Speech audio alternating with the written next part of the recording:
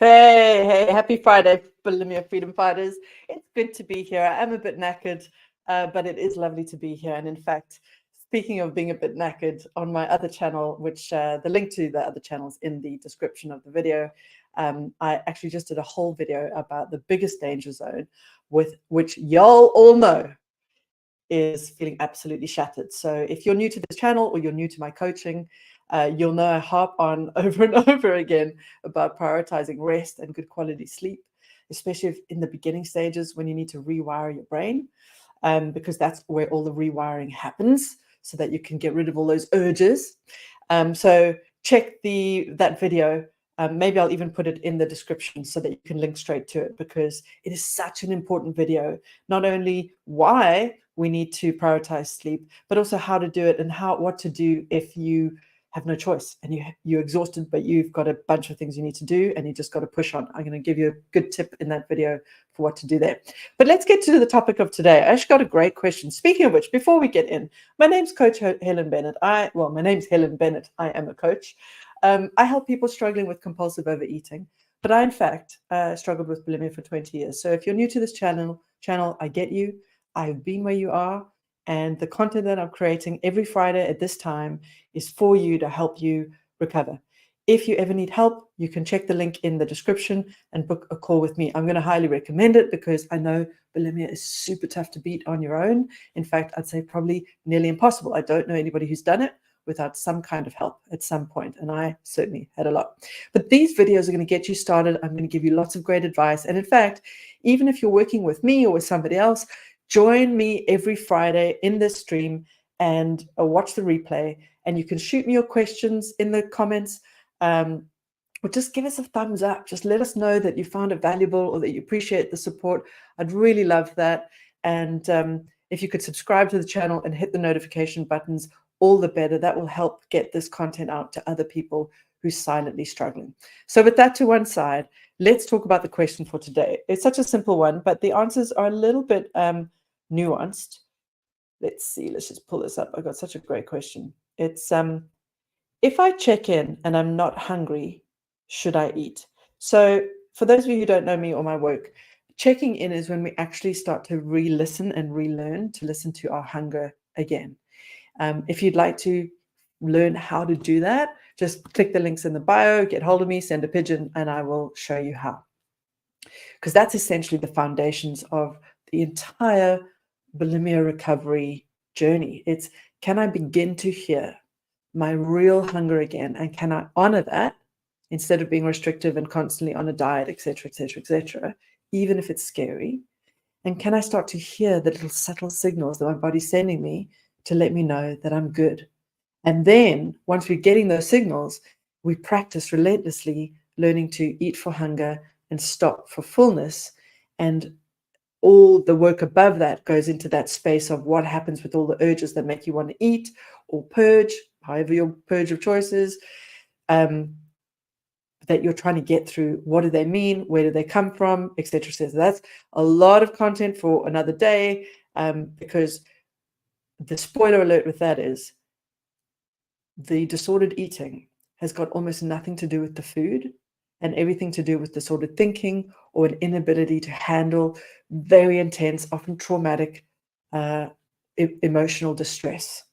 And so it's understandable that you, if you're watching this struggling with bulimia, or somebody you love who's struggling with bulimia, has reached for something in order to soothe or fix or medicate a problem.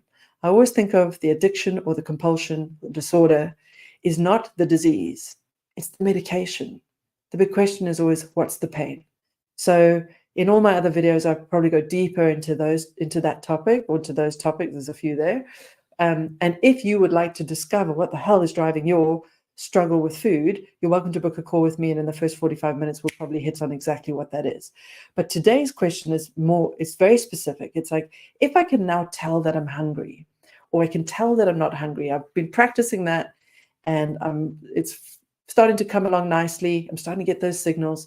But now I check in with my body and I notice I'm not hungry, but it's sort of a normal eating time. Maybe it's 8 o'clock in the morning and I usually have breakfast today, but this morning I've woken up and I'm not hungry. Or it's lunchtime and I've just noticed I'm really not hungry today. My body's not giving me any signals. My mind's not in the way here. I can feel I'm legitimately not hungry. Should I eat anyway? It's a tricky one, that, because a lot of people are so disconnected from hunger that it can be quite hard to even know if you're not hungry. But let's assume that you're getting really good at healing the grumbling, the groundings, the subtleties, and the emptiness of hunger, maybe the nausea of hunger, and you can feel that physically, and you know that's probably hunger. And you're really good at just letting go of whatever your head's trying to tell you that you should do at this point. But this time you notice it's either neutral or you're full. And you're thinking to yourself, you know what, I can feel intuitively that I can go for another few hours without eating. What do I do, Helen? Should I eat anyway? My answer is yes, in early recovery. And here's why. Well, firstly, backing up. If you can feel you're not that hungry or you're really full, I would say yes anyway, because what I want you to do is try to encode in your body the habit of eating at certain times of day, just to make things easier. You can always change them down the line, but in the early days, we really just want to start getting that very repetitive kind of setup there, but also as a symbol that you're going to feed your body if it's hungry. So what I tell people usually, and this will be nuanced depending on the person I'm working with, but for the most part, I would say to somebody, if you can feel you're not really that hungry, but there's still a good few hours until your next tummy check-in, just have a small something. You can have 3 blueberries. You know you're not hungry, but what you do is you're saying to your body, hey, body, I can hear you're not starving. I can hear you're not really hungry, maybe even neutral or full. But I'm going to give you just a little thing now as a symbol of my commitment to feed you, especially at this time of day, if and when you are hungry. Not if, you will be hungry at some point, but when you are in fact hungry. So your body starts to feel that real sense of, wow, she or he is really trying to take care of me now. Your body starts to go, oh, I can trust that food is coming. Because look, she's done it there and there and there, and then there and there and there and there and there and there. And now weeks and weeks have passed and it's turning into months. And I keep being fed instead of being starved. Wow. Oh my God, she's actually trying to help me. And it breathes such a huge sigh of relief.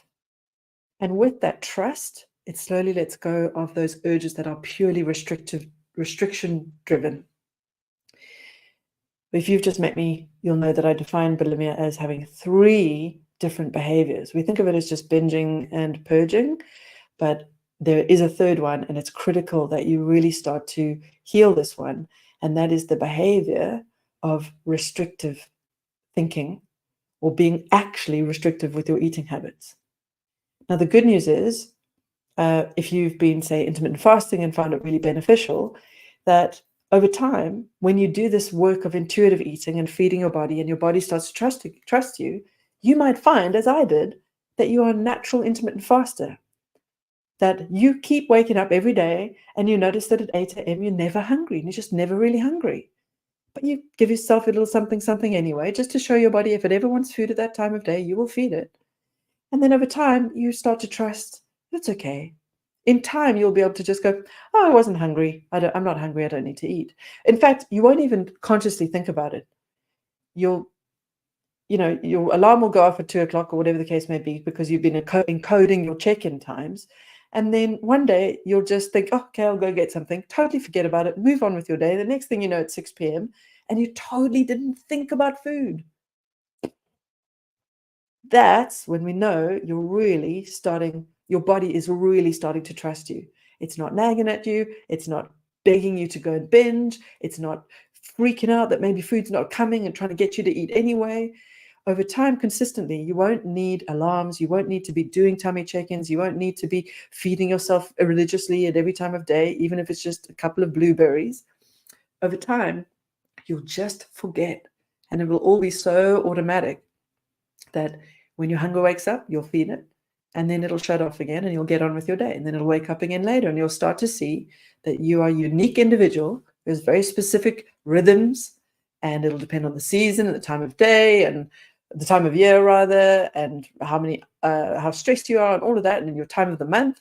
But you will start to see that you've got these patterns, and maybe 3 weeks out of 4, you generally aren't hungry until 10 or 11 in the morning, Or maybe you're somebody who just stops being hungry at 2 in the afternoon, and you don't have to force it. You don't have to try. It's not restrictive. But until you're there, you're probably more in danger, if you're missing something, of it just being that little cheeky restrictive voice trying to get away with keeping you on that tight, controlling schedule you've been on for so long. So if you want to err on the side of caution, when you're hungry, when you check in with your tummy, even if you're not hungry, just give yourself a tiny something to show your body that you are now committed to feeding it and that you will never restrict it again. And obviously, if you check in with your tummy at your tummy check-in times and you are hungry, then your job is to get clear on what your body wants and do your best, no matter how scary it is, no matter what your body asks for, to try and eat that, savor it, enjoy it, and then switch your focus to the rest of the day. And there are about 3 skills in that one procedure. We're learning how to eat again. We haven't learned it. You haven't been doing it that way for such a long time. And now you're having to relearn how to listen to hunger and stop when you're full. It starts with a bit of structure. It starts with 3 to 7 check-in points every day. And then slowly over time, those will just naturally disappear as your body starts to find its own rhythm. You don't have to set alarms. You don't have to write them out. You don't have to be so vigilant and diligent. You can just begin to let go and breathe and trust that your body will let you know when it's hungry. You'll be able to stop when you're full, and you'll be able to move through the rest of the day. And if you suddenly feel a binge, when you're feeling like that and you're starting to get that under your belt and a big urge to binge or purge pops up, it probably means there is something else, like I said at the beginning, that's driving it. That's got nothing to do with hunger or restriction. Yay, we've ruled that out now. But everything to do with what drove the reaching for food or the restrictive eating in the first place. And that usually goes back in time. And those are usually the most, it's the best information. When we get there, when these urges are only coming up once in a while, it's not failure. It's not like, oh my God, I'm never going to recover. It's like, oh my God, I just had a massive binge urge. I haven't had one for a week. I haven't had one for a month. Whoa, what's going on? That's not because I'm broken and I'm failing and I'll never be healed. That's actually a sign that there's some work here that I haven't yet completed. And there's some really important thing going on for me right now that my body's screaming at me to try and get away from. Okay, there was a lot in that video. I hope it helped. Feel free to put all your comments in the comment section or send me a pigeon and I'll answer your questions for the next Q&A on a Friday. And just so you know, guys, I'm here for you. I'm really committed to doing this on a Friday at lunchtime for as long as I'm coaching. If it's not always a Friday, it moves to another day, so be it. But I am committed to be here at least once a week to answer your bulimia-specific questions. And because it's my last commitment of the day, usually on a Friday, then I'm actually able to go a bit longer. So if you are here and you're all showing up and you're giving me some love with the likes, then I will be happy to stay around and answer any of your questions. So I hope to see you. I'd love to build this into a really community-based live stream. But you know what? If for the next 3 years I'm still talking to myself and nobody is in the comments, that's fine. I'm cool with that. I hope you get value from it anyway. Lovelies, have a wonderful weekend. I'll see you next Friday. And yeah, here's to your food freedom. Let's keep building this onwards and upwards.